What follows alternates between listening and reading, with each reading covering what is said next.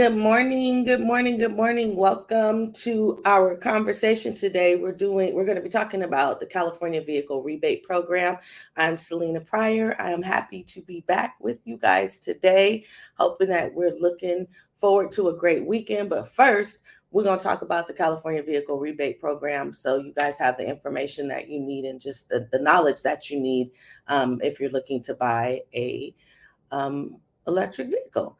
So today we have our special guest, Miss LaTisha Harris. Hi, LaTisha.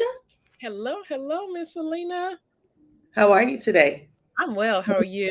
I am awesome. I'm glad to have you here. This is our expert, Miss LaTisha Harris. She is the get on your cell phone and pull out this website so I can show you how to find all the information you need about electric vehicles. That she's a queen of that. So we're going to get started and just talk about the California Vehicle Rebate Program. So LaTisha, what exactly is the California Vehicle Rebate Program?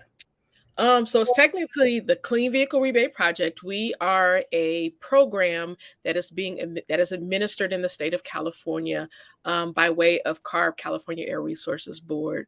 So ultimately, we supply you a rebate after you purchase an electric vehicle. Not all electric vehicles, which we'll talk about a little later, but after you purchase an electric vehicle, we offer the incentive by way of rebate. So that means I have to get the car first Yes. and then I get the money back. It's not up front, correct? Correct. In certain cities, like San Diego, they did have programs where you could do something beforehand, get an incentive prior to.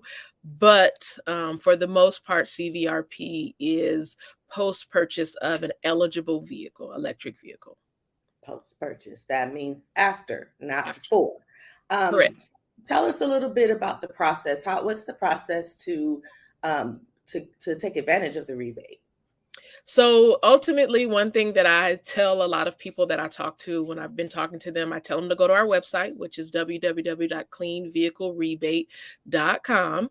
.org. I'm sorry, cleanvehiclerebate.org. So going to that website, we have online a savings calculator. So I tell them to go play with the savings calculator, and there you can actually see exactly what incentives you could potentially qualify for. Not only that, then you can also see the eligible vehicles. So after you know what it is that you can qualify for, you see the list of eligible vehicles, then I tell them to go out and test drive as many as you can, because different vehicles have different features, different accessories, they drive different. Find the one that you're in love with. After you purchase the eligible vehicle and obtain the vehicle, then you go back to that same website and you apply for the rebate. Now, how much can I get? So it's different amounts. So if you are looking to do just the standard rebate, if you are looking for a battery electric vehicle, that means there's no gas at all. It's completely 100% electric. There's a $2,000 rebate. If you do the fuel cell electric vehicle, that's $4,500. It's a fuel cell that's actually not electric. It's a fuel cell where you actually refill it with the hydrogen. And then if you do the plug-in hybrid vehicle, it is $1,000 rebate. Now, if you are eligible for the increased rebate, you can actually find this information again on the website. If you're eligible for the increased rebate, that's meaning that you meet the standards of 400% below poverty level. You can get the increased rebate. So that's the standard rebate plus an additional $2,500. So for fuel cell electric vehicle, you'll go from 4,500 to 7,000 now with the increased rebate. Or if you're doing a battery electric, you now go from 2,000 that you're eligible for in a rebate to $4,500. And if you're doing a plug-in hybrid, which is both gas and electric, you go now from $1,000 to now $3,500 in a rebate. Then we also do zero emission motorcycles. So if you are interested in a motorcycle, there's just $750, and it's just a standard rate, $750. Zero emission motorcycle. Yep. That's awesome. That's awesome. So I just want to kind of give our viewers an explanation of why we're having this conversation, or at least for me. The reason why I think it's important for us to have this conversation is because the governor did sign an order that California would be a zero emissions vehicle state by 2035, I think the year is. Yes. Okay. Yes. So So there will that be means, no gasoline cars sold after that. The majority, all of the cars sold, the plan is will be electric vehicles. okay. So, the Bible says our people perish for lack of knowledge. We want to make sure that we are giving you the information that you need so you can be prepared, and understand, where California is moving, how we're moving. Let me ask you this, because, I got to ask these kind of questions. I noticed, like in South Sacramento, that there are more gas stations being built. Mm-hmm. And one of my mentors told me, "Oh yeah, but they're easily they can transition them over to become charging stations." So, is that true, or are we just throwing up gas stations in the hood because we don't believe that California is going to be a zero emissions vehicle state? I honestly can't tell you. I really don't know. I do know you referenced the Bible earlier. The Bible says that we have to be a good steward over that which has been given to us, which is our earth. And reducing our emissions is part of that's one way that we can be a good steward and take care of our earth. So, in the event that they continue to build gas stations, does that mean, with the way the governor is going, eventually we're going to phase out of gasoline? But how do I do my part to clean up the environment? How do I do my part to be a good steward over there? We only get one earth. We're not going to get another one. This is it. So Right. how do we individually do our part to be a good steward over what's been given to us? I love that. I love that. I love that.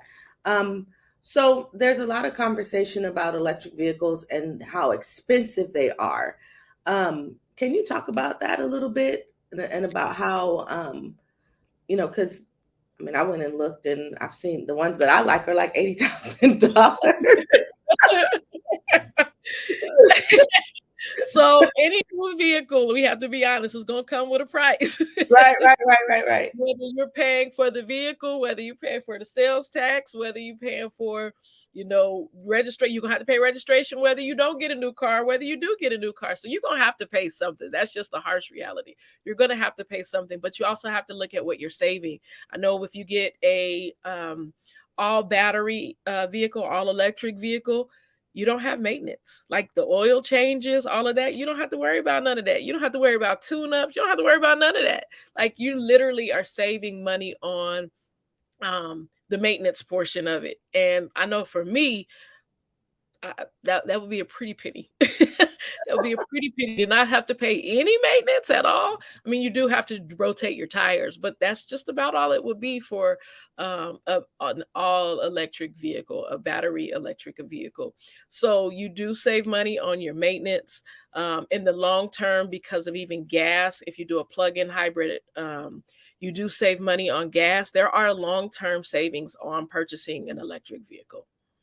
Awesome. So you're gonna spend something, but you are still gonna save something in the long run. Overall, you are gonna save. Okay. Can you tell us the difference between an all battery electric vehicle, the plug-in hybrid, and what did you say, fuel cell? Fuel cell. Fuel cell. Okay. Tell us. So the fuel cell, you actually are you're filling with hydrogen. So there are stations, kind of like gas stations, if you will, and you go and you refill them, kind of like a gas station, but it's not gas, it's hydrogen, I believe. A battery electric is kind of like the battery electric means there's no gas at all. You are literally charging. It's 100% electric. There is no gas. There's no fuel cell. There's no hydrogen. There's nothing. It's literally you plugging it into the wall and that's it. And then a plug-in hybrid actually is both. It's the best of both worlds, if you will, for those that have kind of what's called range anxiety, or your lifestyle doesn't permit for you to go completely all electric. You are literally, you have the electric portion, but also you still put gas in the vehicle. So you'll be able to drive electric, and then when the electric runs out, it kicks over to the gas. Let's talk about this range anxiety for a minute, because that is the one thing that for me, when I went to the site, I was like, okay, I'm gonna have to plan my trip.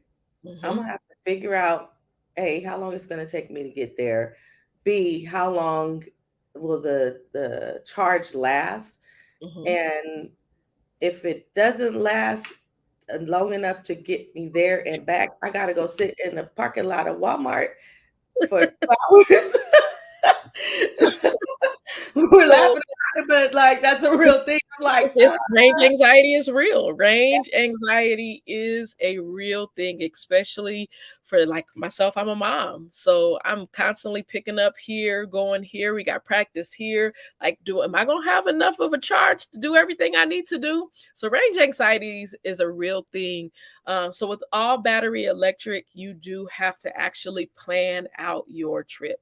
I did talk to a client, our customer one time, who literally did a cross country trip in an all electric vehicle, and he showed me how to plan it out. If you go to PlugShare, has an app, you can go and you can actually see where all of the charging stations are, so you can actually, and even some of the vehicles now have that technology to tell you where the next charging station is, like a gas station, where the next charging station is, and all of that. But PlugShare has an app that you can go on to, tells you all of the information for that plug or for that charging station. Like, does it cost, how much does it cost, what are the access codes, do you need any information? And so you do have to plan out your trip. With a plug-in hybrid, which is actually, I have to say, for my lifestyle, was actually a better choice for me, because in the event that I run out of the electric charge, I have the gas that will kick in for that. So it doesn't take as much thinking, if you will, but it's kind of helping ease out of that range anxiety, because you're learning more to plan your trip. I'm gonna keep that in the forefront of my mind.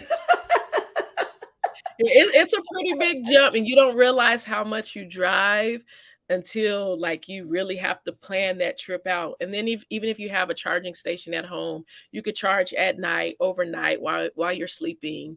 You'll charge. Or I know one time I had a rented an all battery electric vehicle, and so went to Target, and there were charging stations at Target. So just plugged the car in and went to Target, do my shopping, and it came out 45 minutes later, and I was ready to go. So you went to Target and you needed to charge the car? Yeah, I did. I did. Because I don't have a charging station at home because I was renting Oh, the car. So had I okay. not rented the car, I could have came home, did whatever I needed. Well, it's not gonna charge that fast at home, but I would have had some bit of a charge if I would have came home. But I needed to charge the car because I don't have a charging station at home.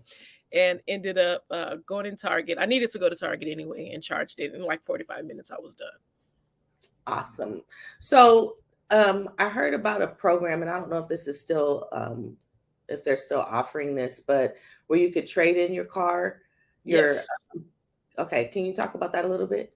So some programs, that's not necessarily our program, but some programs allow you to trade in your vehicle, and you have to meet certain program guidelines. You trade in your vehicle, and after you trade in your vehicle, they also give you a rebate for your car in exchange of you trading in your car. It's kind of called scrap and replace.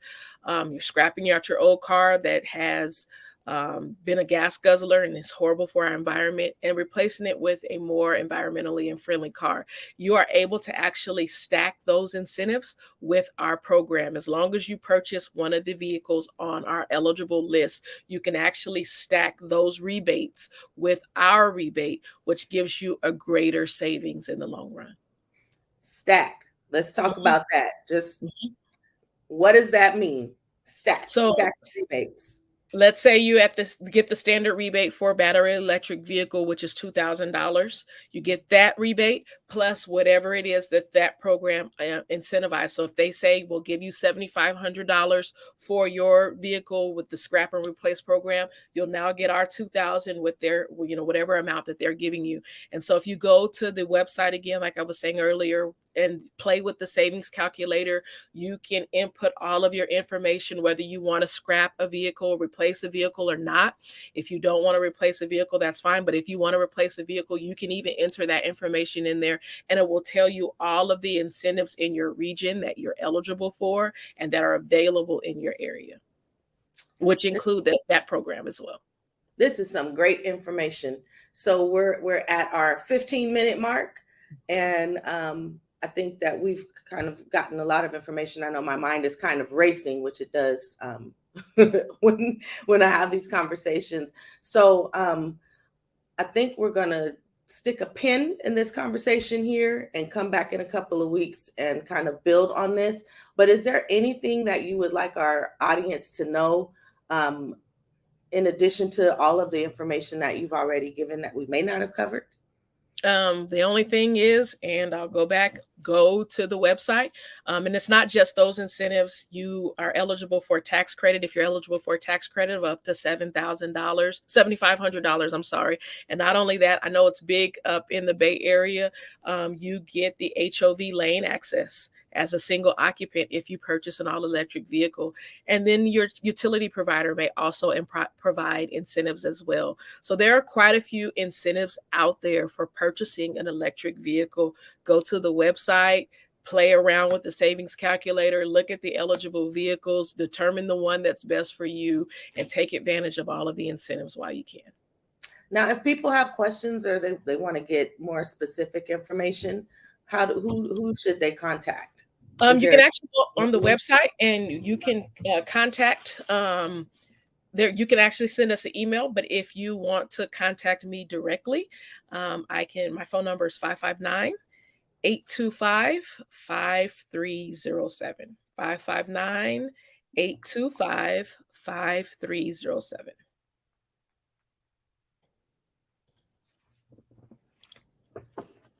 So I'm gonna let this roll across the screen, write it down, or you're gonna have to go and rewatch the whole video to get it. And again, this is Miss LaTisha Harris, and she is with the Center for Sustainable Energy. And we are super excited to have you today to talk about this very important program. So with that, I'm going to give you guys back the rest of your day. Have a wonderful, great weekend, and we hope you learned a little bit about electric vehicles and the Clean Vehicle Rebate Project. Not what I said in the beginning.